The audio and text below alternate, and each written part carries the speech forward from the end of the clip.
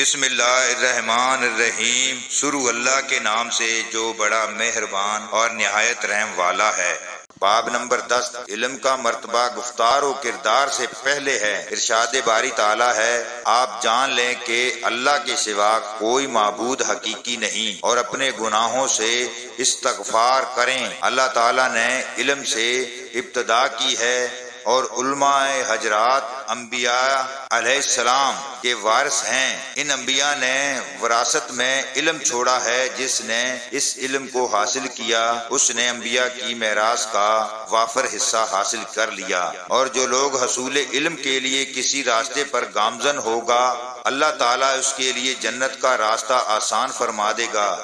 نیز ارشاد باری تعالیٰ ہے، اللہ تعالیٰ سے اس کے بندوں میں سے صرف علماء ہی ڈرتے ہیں۔ نیز فرمایا، قرآن کی بیان کردہ مثالوں کو صرف علماء ہی سمجھتے ہیں۔ اہل جہنم کہیں گے، اگر ہم سنتے یا عقل رکھتے تو دوزخ والوں میں نہ ہوتے۔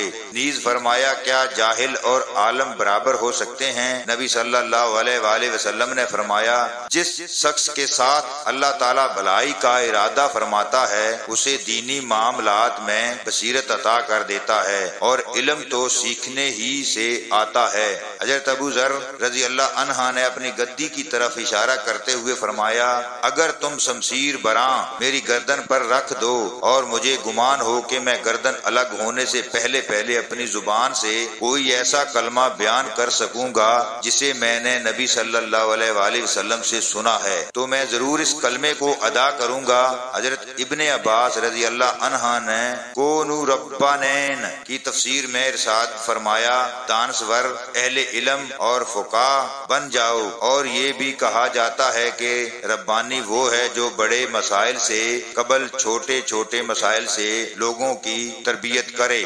باب نمبر 11، نبی صلی اللہ علیہ وآلہ وسلم وعظ و تعلیم میں موقع محل کا خیال رکھتے تاکہ لوگ متنفر نہ ہو جائیں۔ حدیث نمبر 68، حضرت ابن مسعود رضی اللہ عنہ سے روایت ہے، انہوں نے فرمایا، نبی صلی اللہ علیہ وآلہ وسلم ہمارے اکتا جانے کے اندیشے سے ہمیں واعظ و نصیحت کرنے کے لیے وقت اور موقع و محل کا خیال رکھتے تھے۔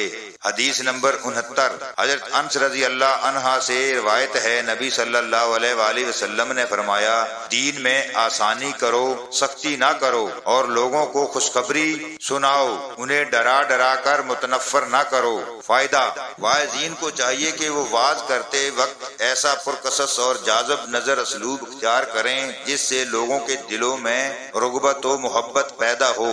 صرف قرآن و حدیث میں آمد و وعدوں ہی پر اکتفا نہ کیا جائے بلکہ قرآن و کریم کے طرز پر بشارت و انداز کو ساتھ ساتھ رکھا جائے۔ اگر ہمیشہ بشارت ہی دی جائے گی تو لوگ رحمت پر بھروسہ کر کے بے خوف ہو جائیں گے، اور اگر وعید ہی وعید پر زور ہوگا تو لوگ رحمت سے مایوس ہو جائیں گے، اور یہ دونوں چیزیں ایک متلاثی حق کے لیے بہت خطرناک ہیں۔ مذکورہ حدیث میں تعلیم و تبلیغ کے لیے ایک درمیانی راہ کی نشاندہی ہی کی گئی ہے۔